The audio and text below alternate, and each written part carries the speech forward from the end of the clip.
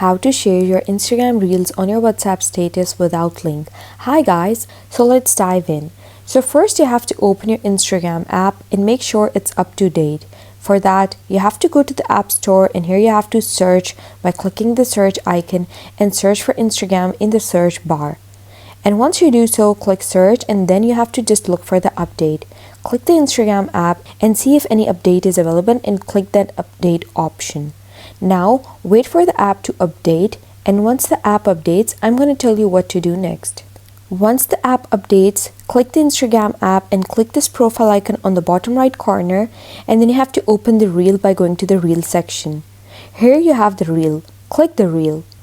So once you open the reel, click this share icon over here, and then it's going to pop up with this window. On this window, you have many options over here on the bottom. You have these two options, WhatsApp and WhatsApp status.